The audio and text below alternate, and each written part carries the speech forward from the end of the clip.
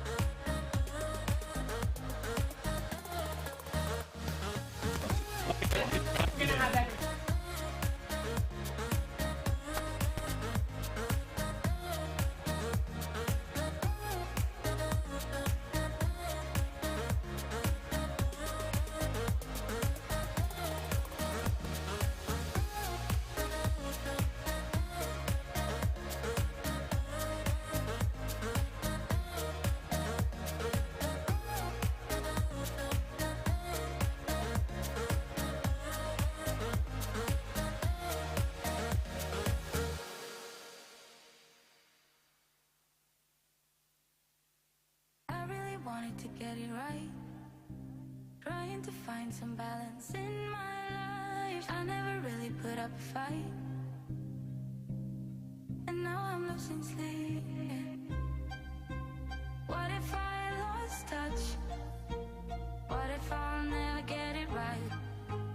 I try to follow my heart, but I lost it somehow. Wish that someone could say it'll all be okay. Just listen to me as I say. Listen to me as I slow it down. Dreams are yours if you want it. Enjoy the ride, 'cause those ups and those downs is what makes it worth it. Slow it down. Dreams are yours if you want it. Enjoy the ride, 'cause those ups and those downs is what makes it worth it. I never left a stone unturned, trying to find some love in this crazy world. I felt like I was never hurt. All I wanted was to be loved. All I wanted was to be loved.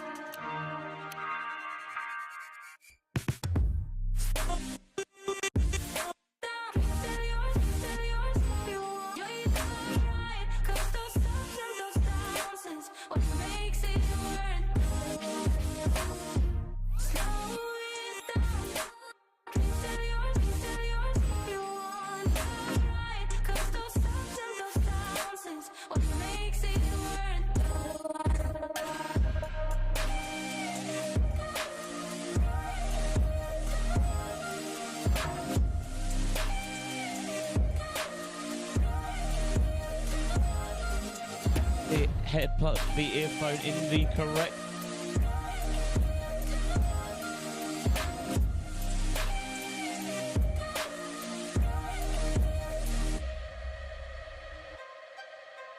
What if I lost touch? Hold on, yeah. Sarah, What if I'll never get it right? I try to follow my heart, but I lost it somehow. Wish that someone could say it'll all be okay. Just listen to me as I say. Listen to me as I say.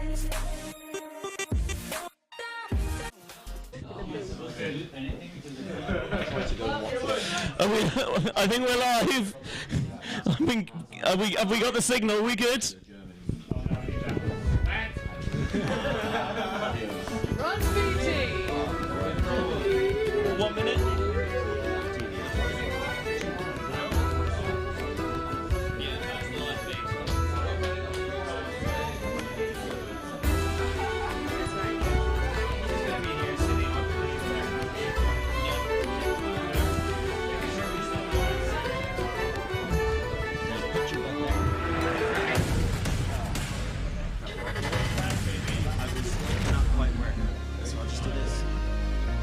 Life goes up and it goes down.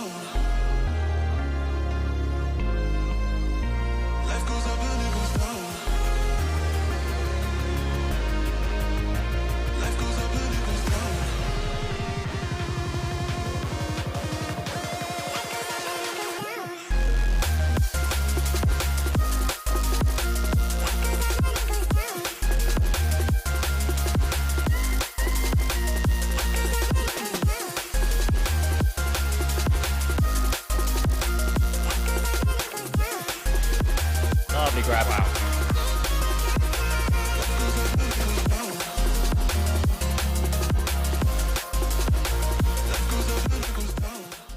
Two. Hello everybody, welcome to Limerick Late Night Live from Studio 55, everybody! As you can see, we have got a jammed packed studio and show for you tonight. All of your favourite ULTI.TV analysts and idiots, and we've got guests joining us from Spain, from Sweden, and from right here in sunny Limerick. It is a bumper show, so make sure to stick around because we have got some good stuff coming for you this evening. I'm Benji Rees, we've got Christina Obermeyer, Sean Colfer, Hannah Pendlebury. I was just going to go through because I realised how long this is going to take, and we've only got an hour. Lorcan Murray plus various guests. We're going to try and clear the studio out a little bit here so that we can get down into the nitty-gritty of our first interviewees who are sat directly opposite me. Please welcome Francisco Romano and Juan Troiano from Spain Open, who have had a barnstorming day this it's Sunday, isn't it? It is Sunday. It's the Lord's Day, Benji, get it right. For those of you who are not following the events from Limerick today, firstly, where have you been? Secondly, this is why you're tuning in. We streamed Spain's first game this morning, a 14-13 universe point win over Israel, and please ignore what happened back there. And then they repeated the trick with a massive universe point win over Italy. So welcome in Fran and Troy.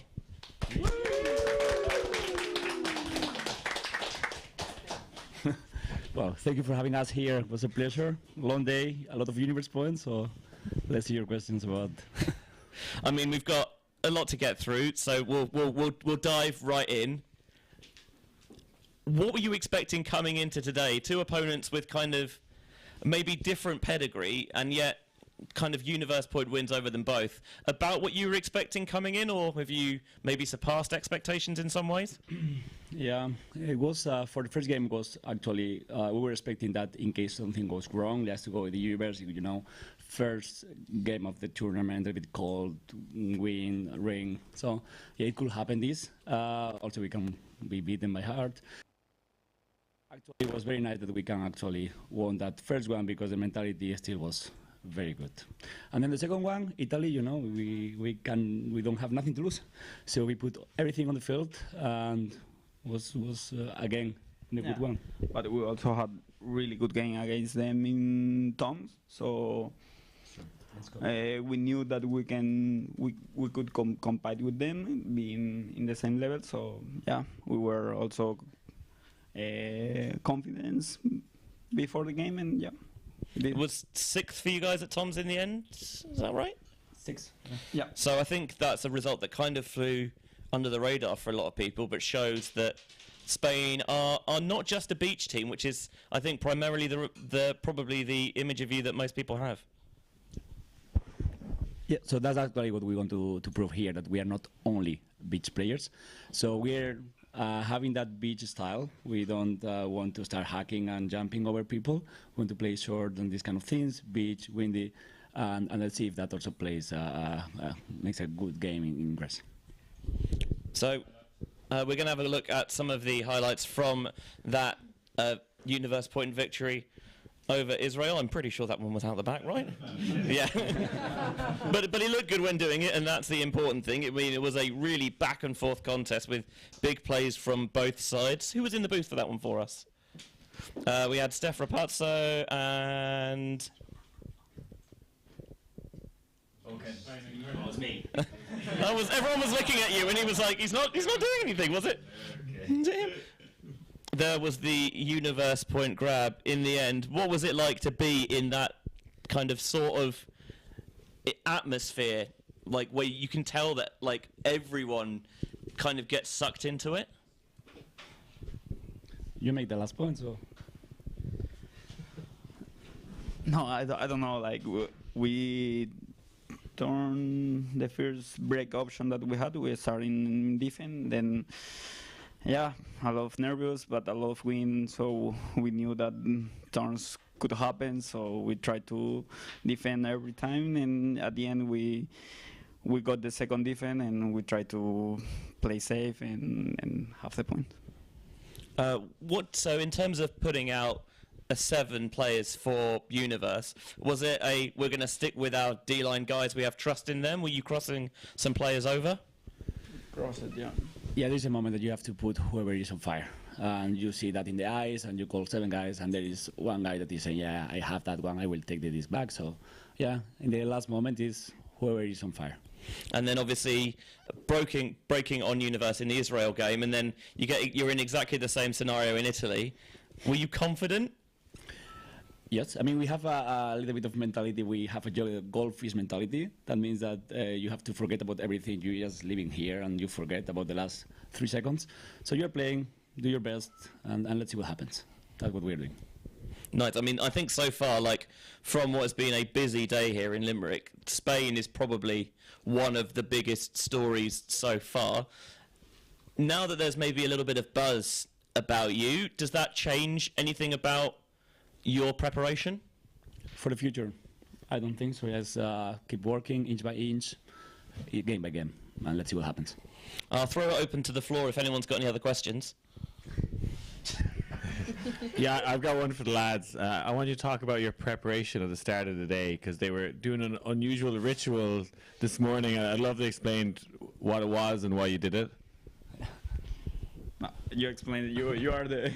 Yeah. So what we have is this film from Al Pacino. I don't remember the name in English.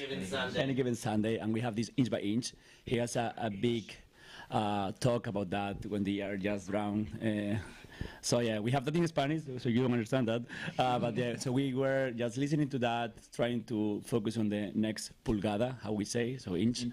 And yeah, that was what we were listening and trying to make it through the whole day. That's good. Yeah, I remember you talking about that at dinner. Like, I've no idea what they're listening to, but it seems to be doing the trick. Anyone else got anything they want to ask? Yep, Christina. So obviously there was 2 important moments for you, but overall, what was your highlight of the day? Like the one moment that was the best of the day? Nah, for me the highlight of the day was seeing all the team making all the sacrifice that we made all the time, like seeing the defense make the rescue of the match 2 times. Also we were losing against Israel, and they really focused, really there, and for me it was all. And also against Italy we fight until the end, so for me that's a moment that I brought to home. So against Italy, you were up by 2, and then they scored 3 in a row to kind of go back ahead again before we got to the end, and you broke to win the game. I think, did you take a timeout after their 3-point run? What did you talk about in that timeout? Because obviously you had all the momentum, then it flipped over to them.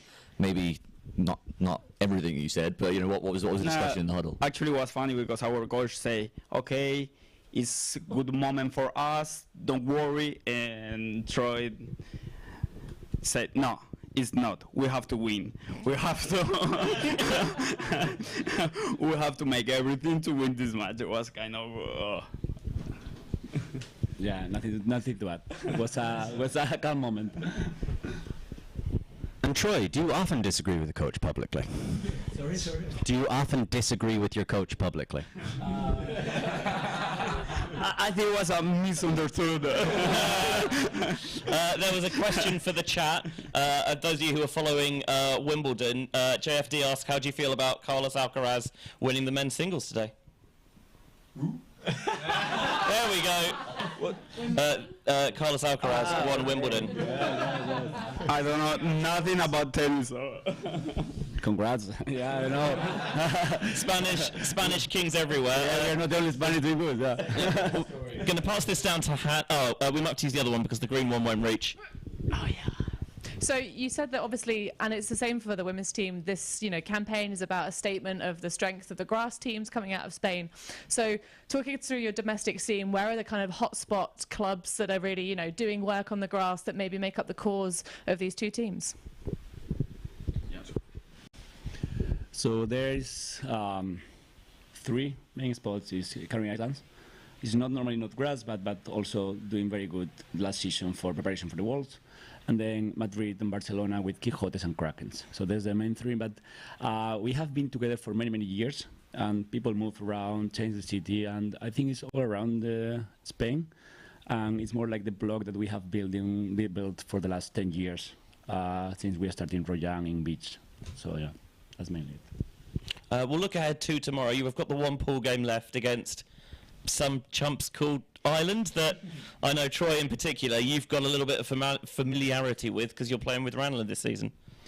Yeah, I know a little bit of them. We are in their home, their weather. So yeah, let's see how that goes. Again, if we beat them, fine. If we don't beat them, fine. Game by game, let's see what happens, and especially point by point.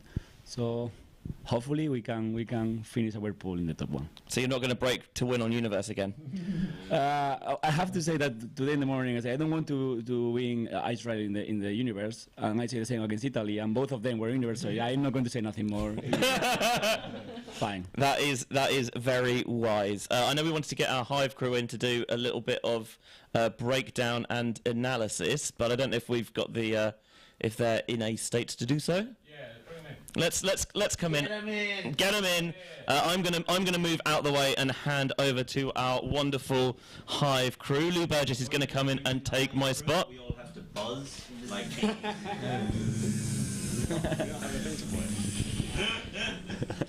I think we're gonna play it on the little replay screen there. Do we not have a little? I have to sit here.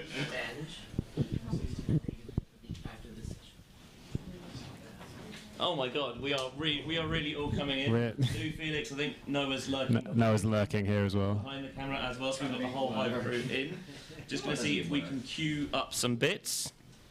Yeah, so look at clip number 1 they've selected. Like conveniently named clip number 1. Made it idiot proof. So this is 6-7 in the first half, and this is just a really good point of zone offense. Stefan's said something kind of funny at the start of the commentary of this clip. We'll talk about that after. But yeah, I just want to point out how well Spain keep the disc moving through the... If this was in fast forward? No, it's not. This is real time, unless Fluff sped it up for some reason. I'm trying to save time. So they move it really nicely around the back. There's nothing super interesting to like analyze here other than just look at the spacing, and then in a few passes time we get to something interesting. Suspense. So here we go, at this point. So notice as soon as Israel bite, Spain just go. They're gone. And there it is, there's the score. I don't know if we play that through again, I want to ask Steph Rapazzo, who's lying on the floor. You were not a fan of Israel's arrowhead zone at the start of this point. Do you want to elaborate? Mike? From the floor. I don't know what I would have said here if we're trying to elaborate, go back to that. Yeah, I think their arrowhead zone was getting busted up. I think the Spanish were taking their time. I think they needed at this stage to switch into a match defense, which they ended up doing, and it ended up being efficient. But there was, a couple swings, and the Spaniards were blowing them up every time. They were short. I think I was saying there was not a moment where the stall count got past 1 or 2 or something, or even 2-1, something along those lines. So.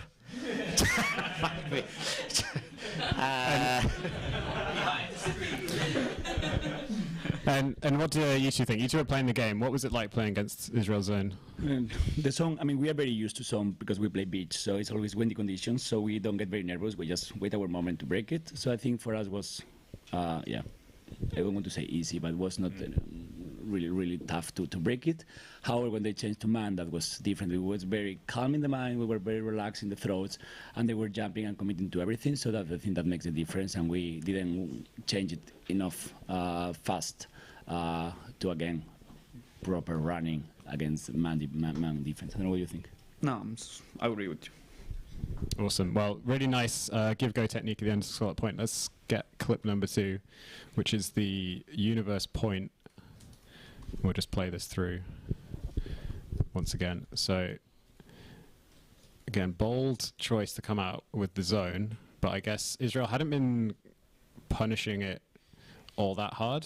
They go for some slightly spicy over-the-top throws, which we'll get to see in a sec. But their spacing is not fantastic. They have a couple people behind the disc, not really making any progress. And they notice some space on the far side, go for this very spicy blade that's only just about picked up.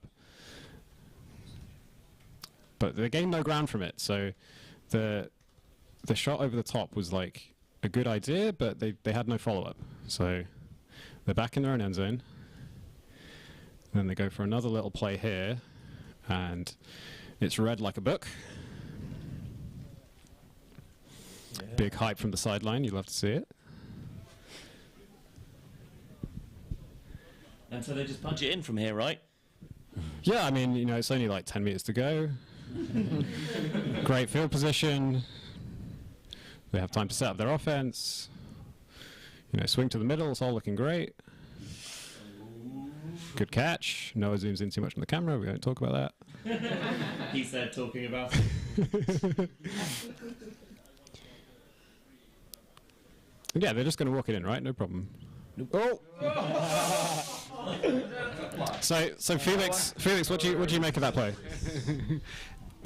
Was it meant to be a fake, or was it? Yeah. The slippery fake. Whoops. Not even any contact straight out the hand. Yeah. So you can't even pretend to make a call there. There's no contact. It just slips straight at the hand. Highly unfortunate. So remember, this is the win. So Israel have another chance to punch it in.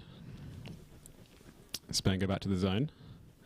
Israel continue their slightly weird spacing, working it around the back, but Ooh, hello.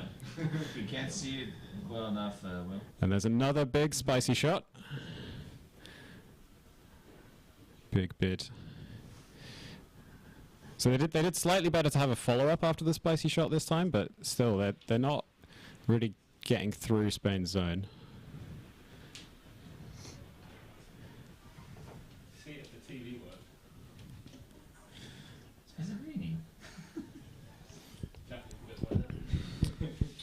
So another high shot to the far side, but again, no follow-up. So it's a really good defense from Spain, just keeping Israel going backwards, forcing another high one.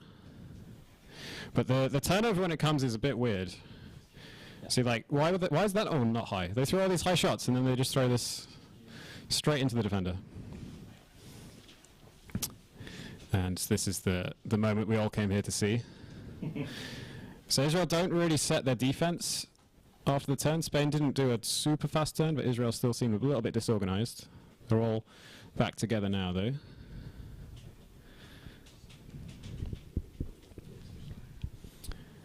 And they get it to the middle and to the far side, and yeah, easy catch, no problem. So you threw this. What were you thinking when the disc left your hand? Well, I saw the space, but then the disc went a little bit on the left. I think if the disc is more on the right or more on the corner, it will be easier catcher. But at the end, he's really good catcher. So I trust in him, and he catches.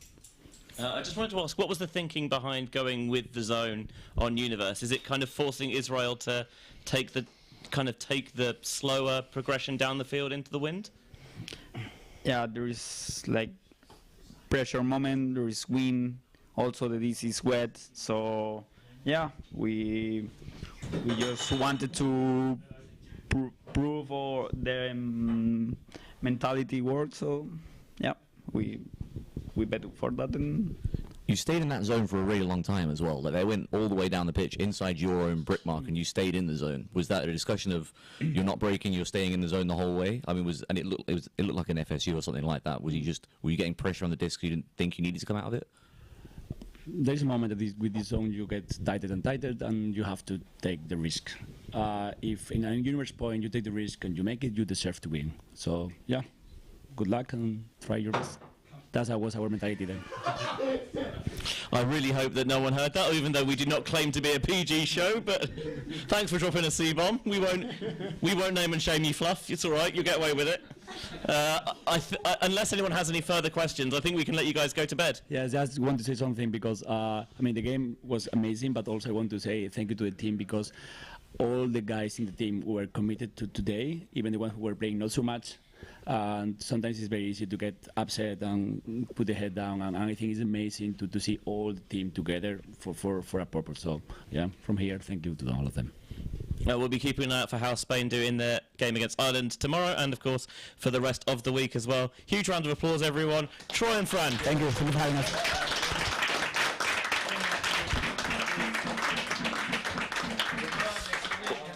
We'll have a little bit of a rearrangement here, so we'll cut to a little bit of a breather and get everyone a chance just to settle in, and we'll rejoin you in a minute or so's time. Shuffle, shuffle, shuffle.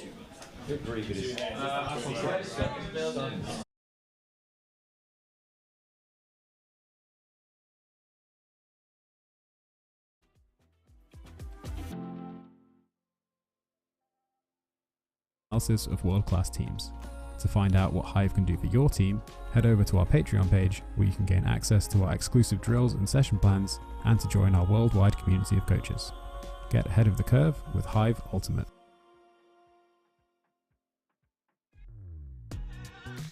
We are a group of Ultimate players, coaches and video enthusiasts. We've worked with the major federations and the greatest events. We're on a mission to make Ultimate huge. We want our videos and live streams to be free to watch. We want to make stories that not only reach you, but also reach people outside the Ultimate community. Like and subscribe, ULTI.TV, the best in the world. Become a member and fund our work to cover more events in the future and to bring more stories and live coverage to the eyes of the Ultimate world and beyond.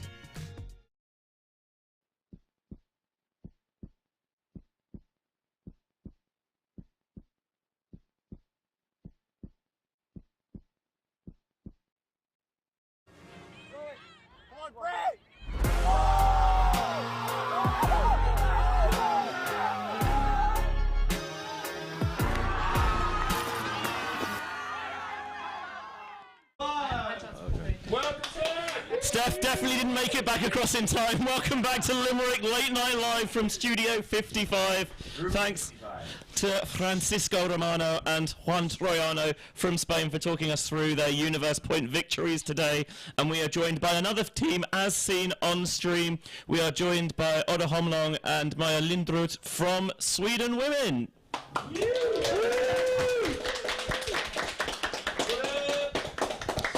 You played 2 games today, pushed Germany really tight in the morning, 15-13, and then we streamed the victory over the Spanish women as well. Hannah and Lorcan were on the call for that one, and I shall let them take over.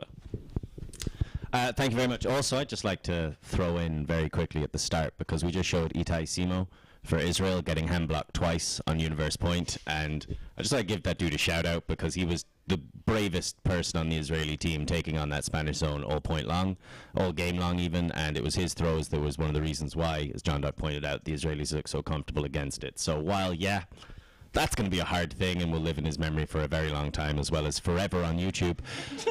You're so polite, aren't you, Lorcan? I'm just trying to say the dude played a really good game and he deserves some love for that one. Now,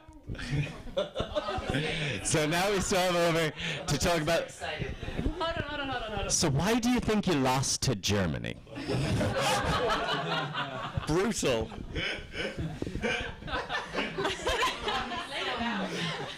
Pretty sure I wasn't hand blocked during the game, but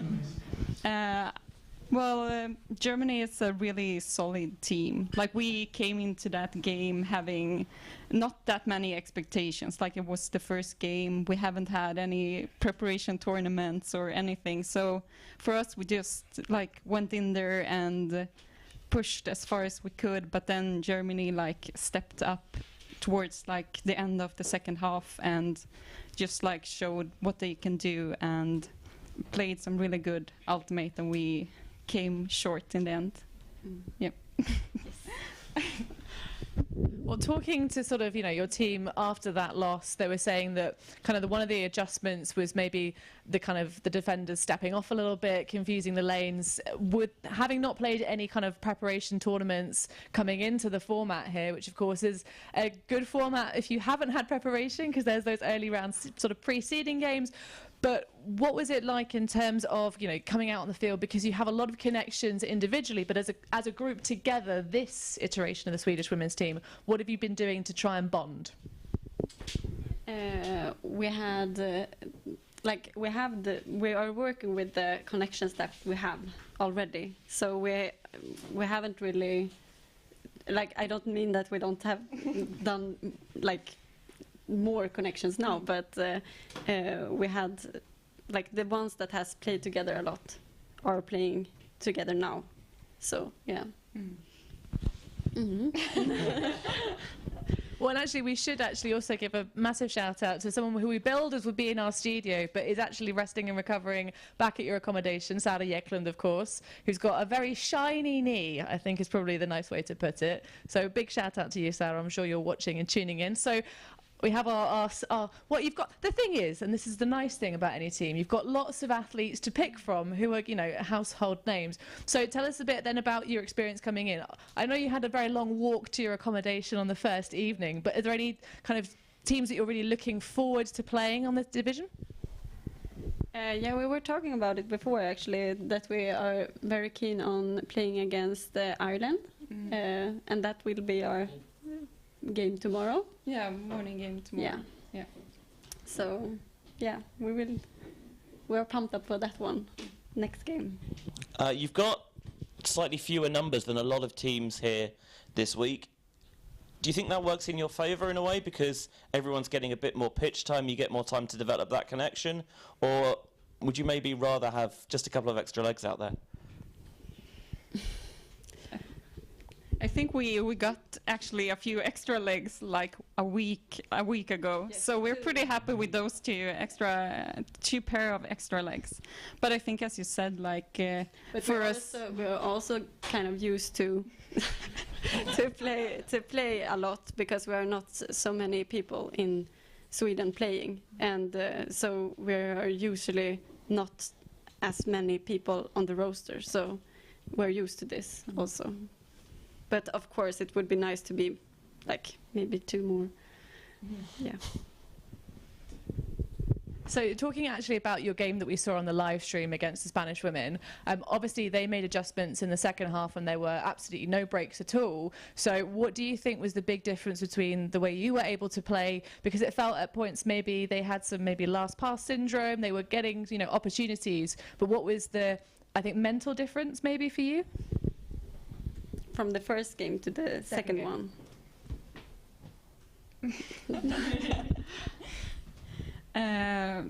Our mental game, I think since we had one game, we played one game, and it was Spain's first game, so I felt like we kind of had more expectations on this one, and we also wanted this win pretty, we really went for a win. So I think, as you said in the start of the game, maybe we were a bit more fired up, and then after a few points they kind of got more into the game. But yeah, I don't know if you had any highlights. Yeah. Oh. You might have heard it from behind the mysterious wall, that we're going to show a little highlights package from that game, and I think you can see that the Limerick weather was in full effect. Well, that was actually going to be my next question. So you had pretty much all 4 seasons out there on the field for you. It started off nice, easy conditions. Obviously, Sally there doing her thing that she always does. That was a run-through D for you order that got us very fired up in the booth, I recall. But in terms of, I think, later stages in the game, actually there was maybe some struggles with the throws, some ones that were sailing a bit too far from very open receivers. So is that something you kind of had struggled with across the course of the game in the morning maybe at all? I think personally, I think we just, I just wanted to score. So I think I just have to keep the put them down a little bit. But yeah, so yeah. I think like in the first game, I think the conditions were pretty even like throughout the game, and then as you said, like in the Spain game, it was rainy and then sunny and then rain again, and then the wind picked up quite a lot. I don't know. We have so many different experiences. Oda played on the O line the whole game, and I'm on the D line, so. I don't know. I think our line struggled a bit more with the disc, but as like we just run and then suddenly we don't hold the disc as much as your team, so or your line. So, but yeah, I think the biggest change was that the wind picked up and we had a bit of a struggle, but the O-line played it really, really nicely. Obviously, when you come to a European event, you're going to play teams with very different styles. Is that one of the nice things about kind of coming to Euros is, yes, you're testing yourself against the best competition, but also you're playing teams who just play in very different ways? I kind of didn't ask a question there. What's it like playing teams with different styles? Yeah, it's nice. Yeah, I think like the guy, like the Spanish men before talked about like how they are showing like their beach game on the grass game, and you can really see that in the Spanish women as well. Like they had such a like fast short passes, fast game all the time, and like they play the same on the beach. I've been playing against them quite a lot on the beach, and you can really see how they taking like their game into the grass, and yeah, it's quite different from the German. So you also has to change your mindset all the time. But that's the fun of it all. So you've come here with a relatively short roster, but you've had like really recent success on the beach and indoors. You played really well as well. What's it like playing on all three services and like at a very high level in one season? Like, is it difficult to adjust your mindset for the completely different game that you have to play? Yeah, what's it like now you're on grass? It's a bit different again.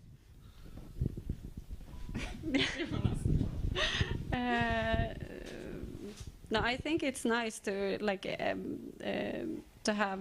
It feels like it's like different sports, as you say. It's like different,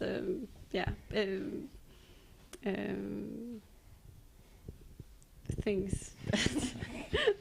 And I like it a lot to have the opportunity to do like all of it, and also when we are not so many, then you can play at high level at many different ones. I just agree. Yeah, of course, it's like quite different to have like such a focus on like beach competitions, and then when that was over, we're like, oh, okay, it's 2 months to the next one. Now we change to grass, everyone. Yeah. And we never really like practice on beach because we don't have one. So it's we have a very, very nice handball beach handball pitch. It's like the size of 2 volleyball courts. So we maybe have one also in Stockholm.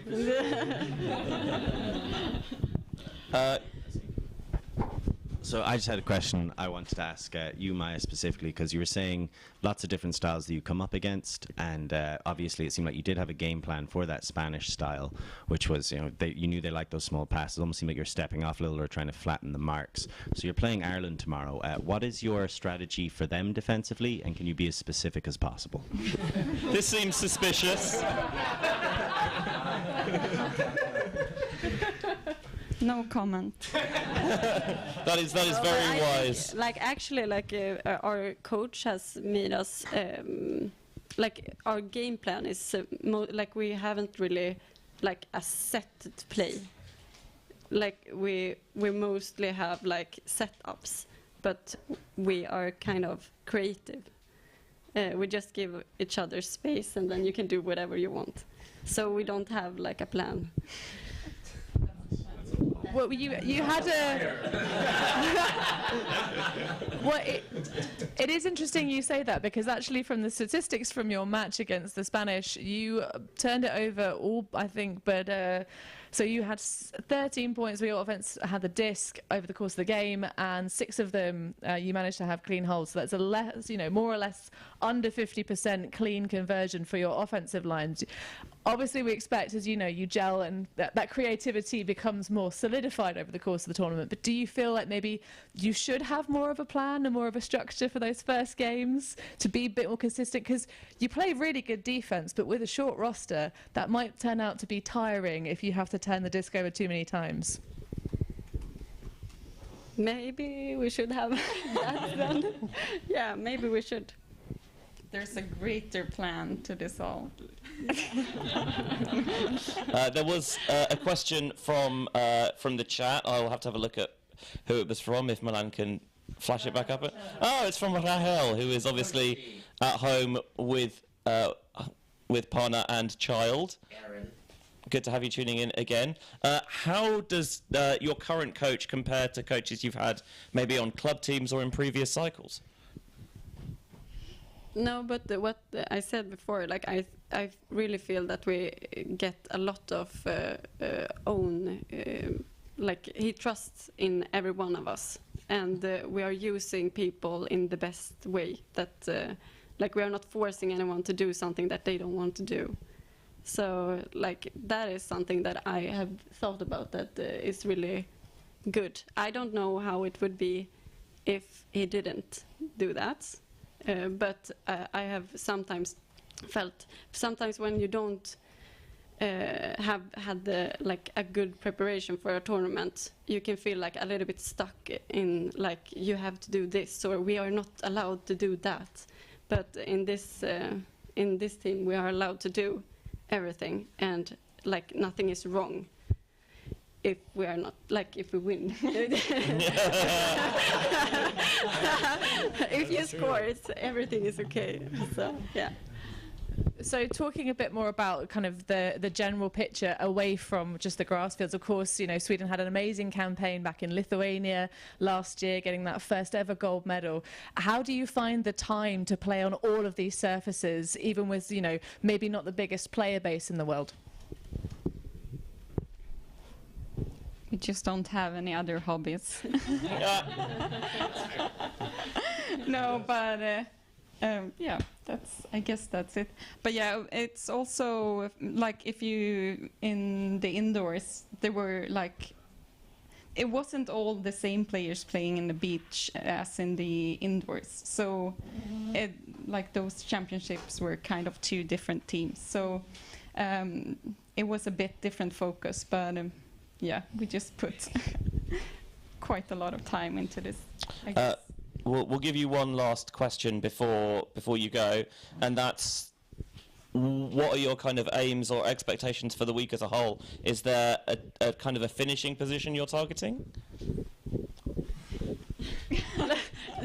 No, but like before I was like, oh, okay, I just don't want to get last. But now I feel like we're playing better than I thought before, and but we haven't talked about any like specific place. I think like we all have played a lot of championships, and I think you kind of. Now we're like for us that has played many times, you really just take care of the time that you have here, and you also have fun. You're not only thinking about the win, but of course we want to win all the games. Yeah. So just see what happens and enjoy it along the way. Yes. Yeah. Excellent. We shall let you go and get well, I say an early night, it's probably not that early anymore. But a huge round of applause, everyone. Mylin Drutenelda Homlong. We're going to take you to another delightful roll of adverts. We'll be back with you on the other side.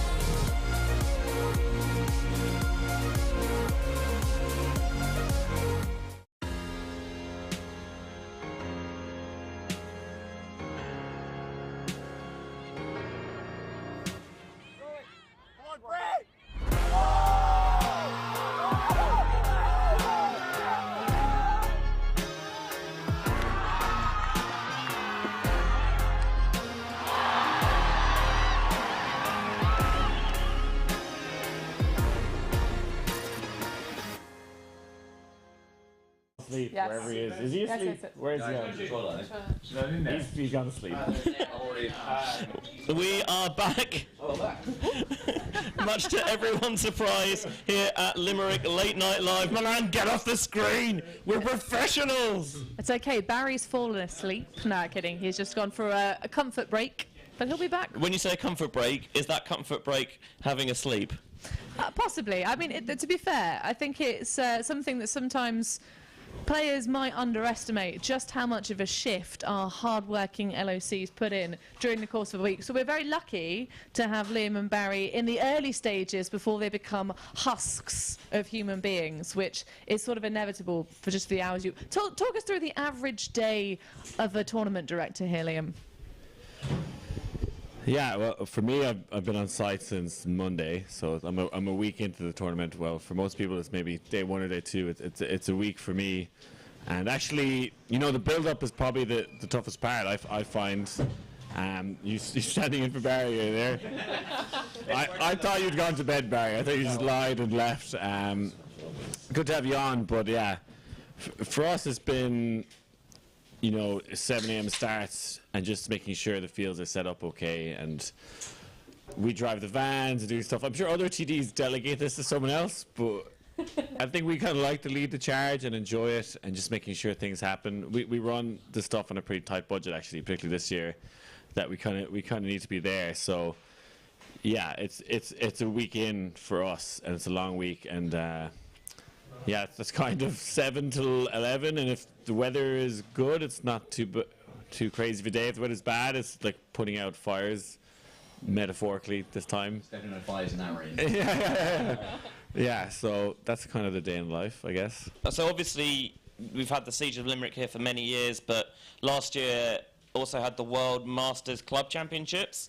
How does this event compare to that one? Oh, first you go. World Masters was tough. I don't say fucking tough. Can I say that? Oh yeah.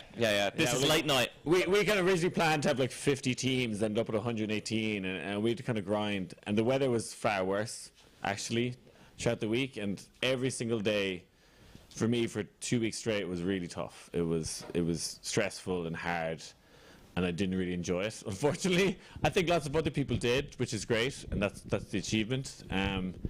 Up until 10 o'clock this morning, I hadn't really enjoyed this event either. We had a lot of rain on Friday and Saturday, and we had to do a lot of plan Bs and Cs and move stuff around. And I think it's the first time here running one of these major championships about 10 o'clock today till now I've actually enjoyed it and got to, like, you know, watch games. A big thing for this and for Barry was like bringing our friends here, our community, people we know from all over Europe to, you know, celebrate the sport, enjoy it, and like bring that to them. And I think we get a huge amount of joy out of that. That was the first time today I actually got to like embrace that joy, probably. So it was a really lovely day for me. Maybe I slacked off and Barry just did everything. Maybe that's what happened. I don't know. But what's your thoughts, Barry? I think last year was it was a huge event, a big step up from anything we had done to do something of that scale, working with WIFDF. So that was 3 sites as well, essentially. Now, 2 of our sites were on UL, but still the North Campus, for anyone who's been to the Siege of Limerick, it's still a 20-minute walk away from here. So it is a different site for teams playing. And then we had another site at a different university here in Limerick, which was a shuttle bus away. So managing that, or LOC team having to be split across 3 sites, splitting volunteers, resources, that took a lot of time and energy, and it meant, yeah, we were all just a little bit more stretched. So this time around, I think both I would say from a planning perspective, there has been a lot of challenges, but at the same time, I've felt more comfortable and relaxed in our ability to deliver it. We know our team really well, not just from the last 2 years, but from actually the last 10 years of really working together. I don't need to worry about, you know, Fiona, who runs our marketing or social media. She knows her job better than me. I don't need to tell her how to do it, and it's the same across all of our team. We have our skills, our expertise. We're there to support each other, but we're a team that's really familiar with each other, and at the end of the day, we're friends as well. So kind of being able to deliver last year and this year, it's been a pleasure, really. You obviously can't speak to this for this event yet, but at the last event, myself and Hannah were both there. We both played. Obviously, a lot of the people here were broadcasting as well. I saw you, Liam, on the last day there, and as people viewing probably know, you're a very outgoing, talkative guy, and it was like talking to a shell of person. You could barely talk. You couldn't hold eye contact. Bloodshot eyes. Is that what it's like at the end of these weeks? What's the feeling? Is it catharsis? Is it tiredness? Is it just you need to lie down for 3 days at the end? What is the feeling at the end of one of these events? Yes. Yes.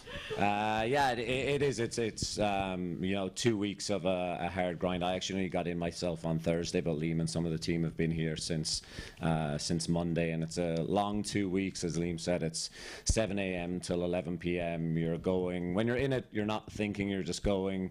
I think something that will stand to us this year is we have some we're really being looked after in terms of food. Our team is really looking out for each other.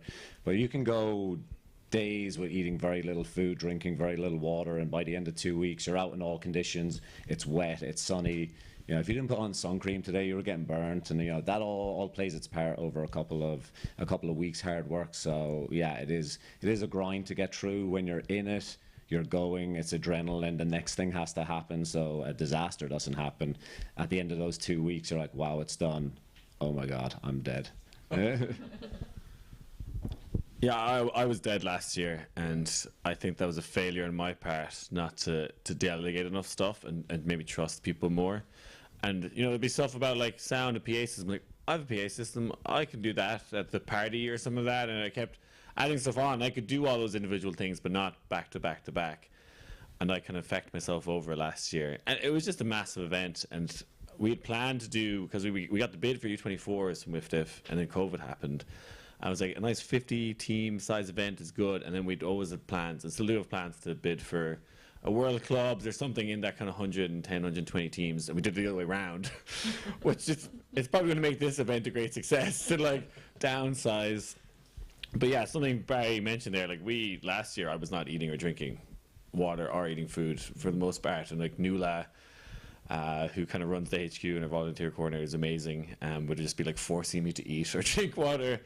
I think this year we learned that an army marches on its stomach, and we got my friend Ashley, who needs a shout out, to come in and basically chef for us. We kind of had to give her a not great kitchen, get some stuff, chat to a friend. I was like, will you come and cook us food? And it's been the highlight of my week. Is that? Yeah. Ashley, who is definitely never watching this. I'm not on the list, so I wouldn't know. Shots fired across the bow. Yeah, fair. Yeah. Well, you can hear it from us, mate. Yeah, but actually, I now have 4 or 5 water balls hidden around the campus. Before, it's carry your water ball, but I'm usually jumping in. I've one in the 2 vans I drive. I've water ball in each of them. I've one in the storeroom. I've one in the kitchen. That just helped me drink water more and stuff like that. And yeah, I think I just learned from last year how to be a TD a bit better. Also, if the weather's good, it's way easier. And this is the first day we've had, there's not even good weather, really. It was some degrees of sunshine, or where there isn't gale force winds or torrential rain. So, often those things are what, we've had flooded pitches or marquees going over. That's usually the fires I'm putting out. Often we don't try and delegate ourselves too much, but things go wrong, and will always go wrong. But if the weather's nice, less things tend to go wrong. So yeah, that's why today was enjoyable. Yeah. So yeah, comparing a lot of stuff already to last year, what would you say players would notice the most compared to last year's event? I'll go first. We were very stretched with volunteers last year. COVID was a massive thing last year.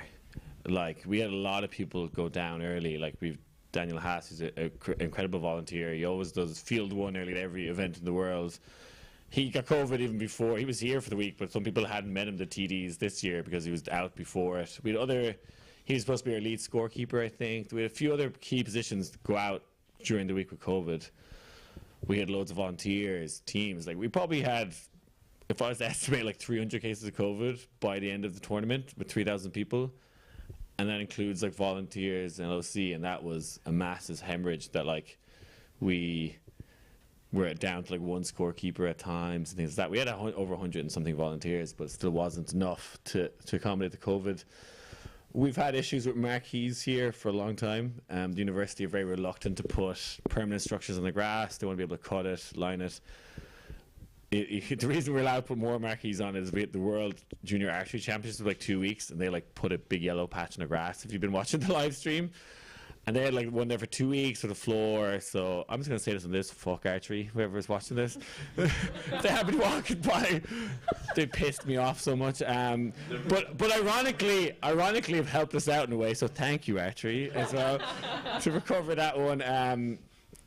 Since they put a big yellow patch in my field, which they didn't need to do, I just put marquees out there after having like kind of a little row at university, and they saw them and just weren't going to say anything and just kind of turned a blind eye to us doing that. So that's helped with shelter and shade, which since the weather has been bad for both events so far, having additional shelter helps a lot. So that'd be my things I think people would notice. Yeah, I think one thing from, I would say, a pre-event planning perspective, I think teams would have noticed better communication, more timely communication. Probably last year running it, we noticed things like accommodation, meals were booked through the university. A lot of that stuff got delayed. There was a lot of questions. I don't think the university anticipated how big a job that was, taking in bookings for 3,000 players, meals for that number, and responding to that number of emails and that side of things.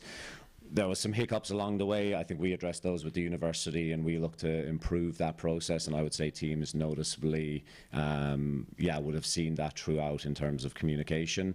Equally, information about the event. I guess you don't, until you're in an event of this size, realize the amount of information teams want to know and you need to share. And we had that blueprint from last year, so being able to almost carbon copy and tweak that where we needed meant we had most of the information available to teams already. We had the common answers, and we were kind of receiving less kind of emails or random questions and that kind of thing. There was last year a lot of email traffic that I think we reduced massively this year, which helped us. And obviously communication is absolutely key. It helped teams as well. Obviously, you've still got the rest of the week to finish, because somehow we've still got a week left, despite having been here. We've been here half a week, a lot of us, and obviously you guys have been here, you know, even before that. Literally, I know, Liam, that you went straight back from under-24s in Nottingham, essentially, to here and haven't left. But have you cast an eye ahead to what you might be doing in future? Anything like big like this planned, or you just kind of maybe think, you know what, this was fun, we'll just stick to Siege? So I think I think after the last 2 years, we're definitely happy to have a year off next year. The team has worked incredibly hard. We love working together. But for some of us, it is a second full-time job, and it is nice to take that breather and focus on ourselves next year, or families, friends, partners, and just a bit more free time. But definitely, we have equally loved the last couple of years, and we are ambitious about the future and holding future events here. We think it's a fantastic facility. It's perfect for European and world level events. So our ambition is to keep hosting events into the future. Something we probably have our eyes on in 2025 and 2026, we know WIFDF will have bids coming up. There's World Under 24s, which we were originally due to host in 2021. It's a tournament we both love, and we would definitely like to host that in the future. And looking at 2026, maybe World Clubs as well. So I think anything of that scale is definitely something we would love to host. We love the Ultimate community and having them here in Limerick. And one day we're going to get a sunny week here, and it's going to be magic. Liam. Yeah, I think a lot of us love doing this, or love punishment. I'm not sure which one it is, but why not both? Yeah, it is both, and we're getting better at it. So I think it's gonna be easier and easier every time. We're going to continue to bid for stuff as long as this group of people want to. I think the Siege of Limerick has been a great feeder for us of like training TDs essentially. Me and Barry did it for a while. We did a lot of stuff together, and we could like try things out and learn and make mistakes. The University of Limerick is very good and Pell to like blood in new TDs, and like, okay, someone else, Windmill does I think as well, where they try and get new people to take over and maybe just come kind of supervisors there, and we're kind of watching to make sure it's working, and we'll step in if we think, you know, something's going awry. But that's going to feed, hopefully keep this going. And whether it's we have a company, Siege Events Limited, whether it's that or whoever, we have a good core group of people who know how to run tournaments here. I think we'll bid for a lot of events. I think you know, U24s was the one we had and had a dream about and made logos and websites and hype about it and never got to run it. So I think part of us would love to do that at some stage. We know Euros and WIFDIF have to have a regional spread, right? You can't have things everywhere.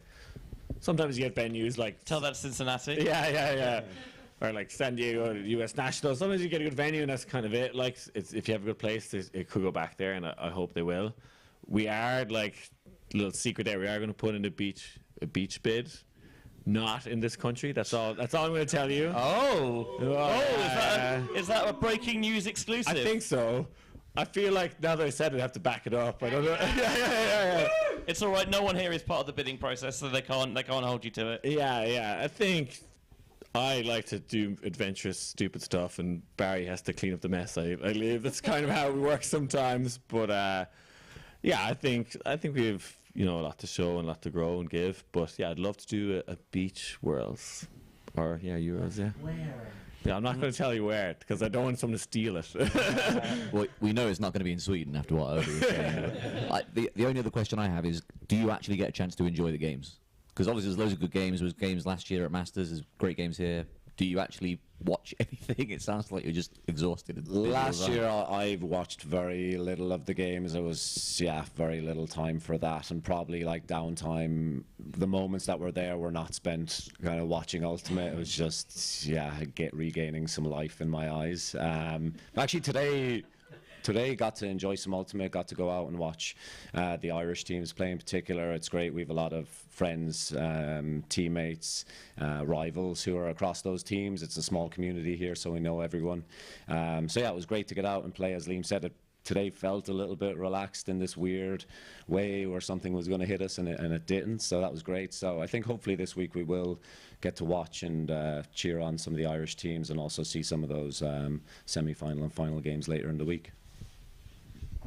Yeah, it was the first time ever I got to enjoy Ultimate for sure. It was today. Masters again didn't, and if we got time off, which I didn't, was hiding somewhere trying to sleep in the middle of the day because they get us up sleep at night. Never actually happened, I think, last year. But this year, I remember like first time ever looking up time slots. Oh, what games are nice? I wandered over. I watched the end of the Spain-Italy game.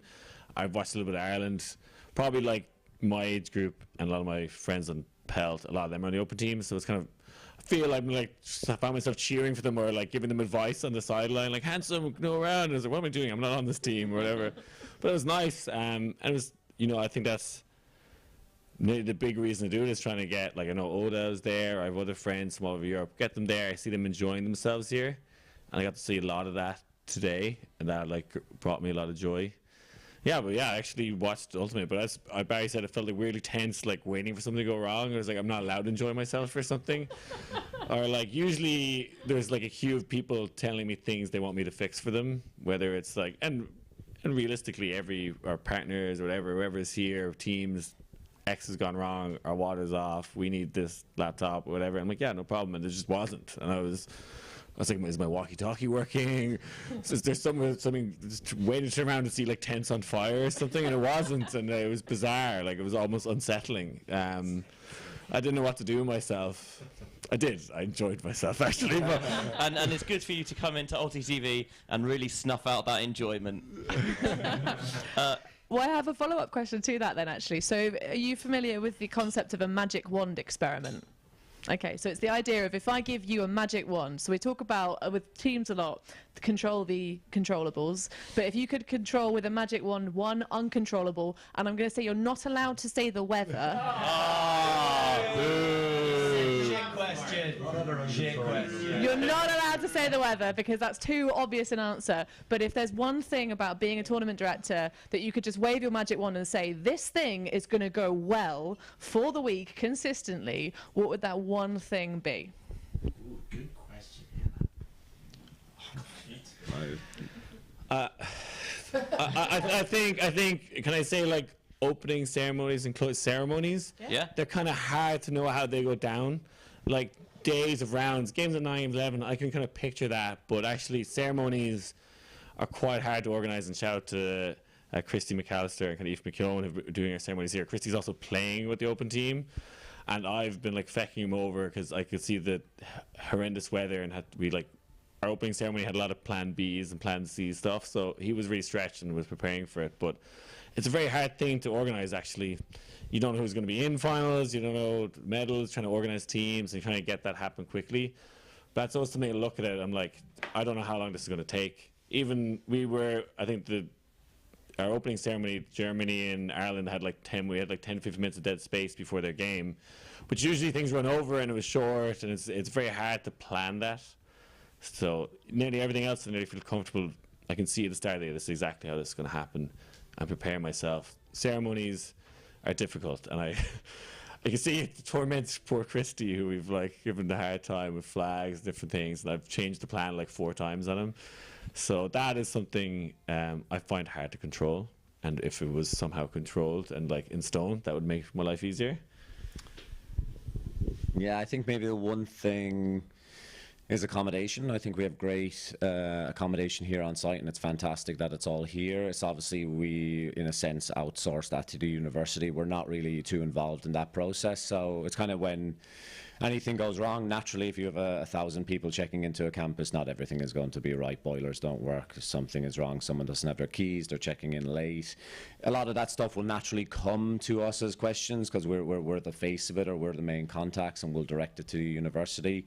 You just want that stuff to get resolved quickly. You don't want it to be an issue in the first case. You want everyone to show up and have a great time. Thankfully, I can % of everything goes right with that, and that 5% we do resolve as quickly as possible. But yeah, that's almost a first point of contact when people arrive, as well as they're checking into their accommodation. Long travel, it's a wet Friday when they've arrived and they've had a walk, and you just want that to be kind of a nice, perfect experience. And it's a little bit sometimes out of your control, so that's probably one thing.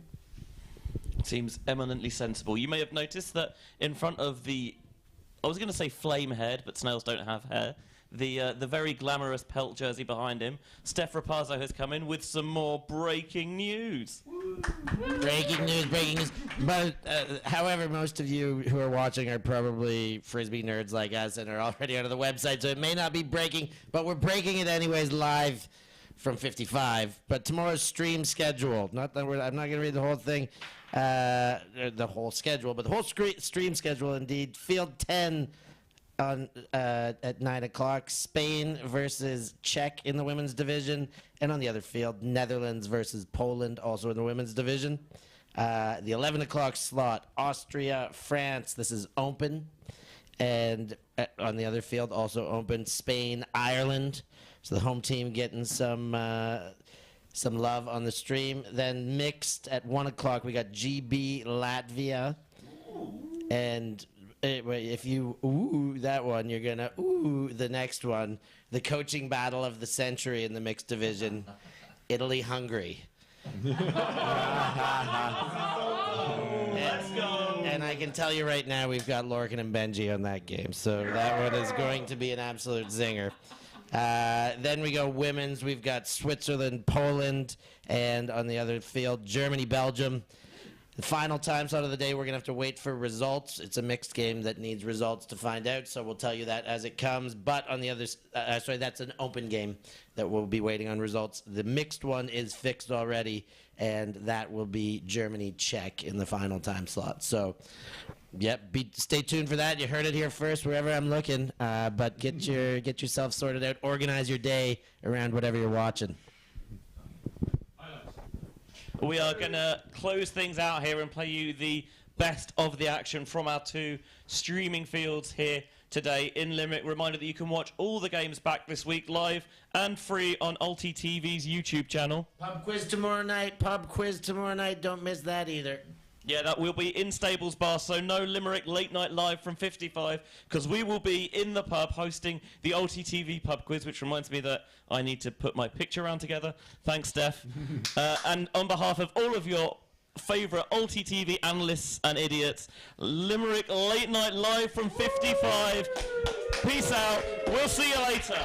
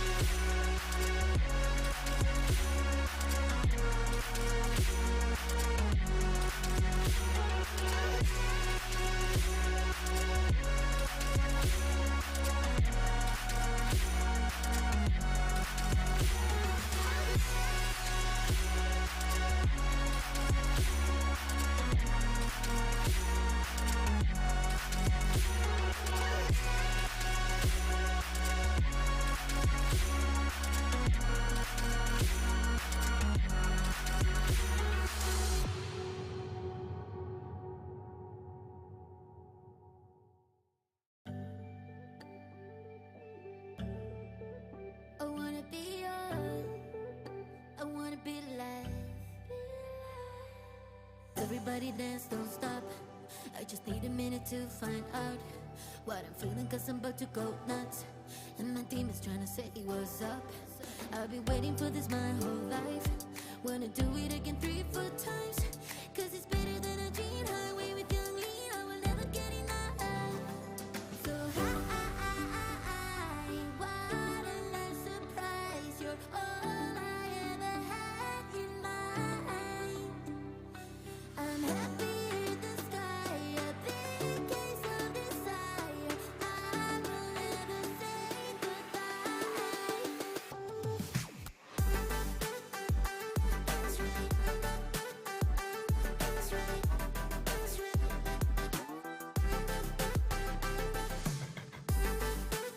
I wanna be yours. Wanna be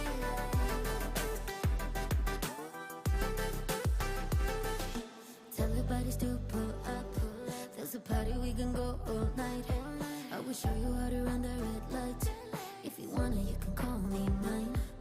Somewhere on the highway, under the starlight, you tuck me in your arms tight. Damn, it feels right.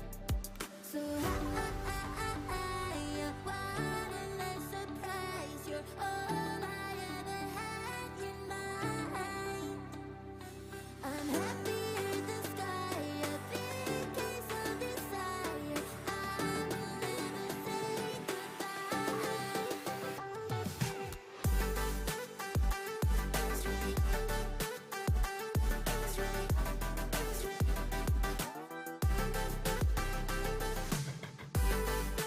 I wanna be yours. Wanna be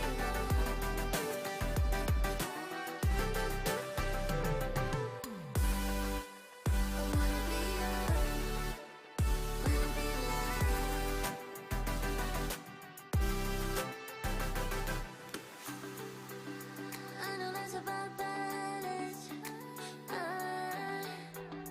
With you I'll be flying, we're flying.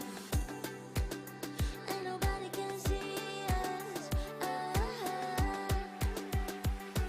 Our love is so unkind. That's right. That's right.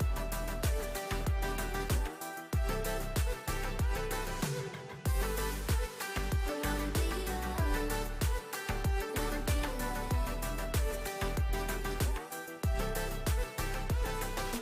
Everybody dance, don't stop.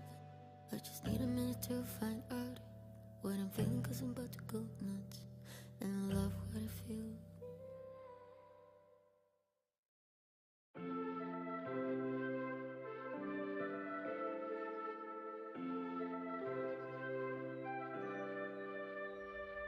Something's in the air.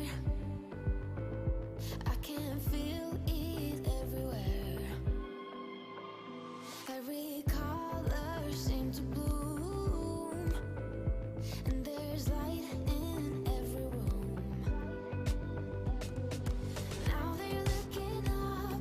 I can see it in your eyes that lately it's been tough. But now the sun is rising. I'm ready, people. Let's be new people.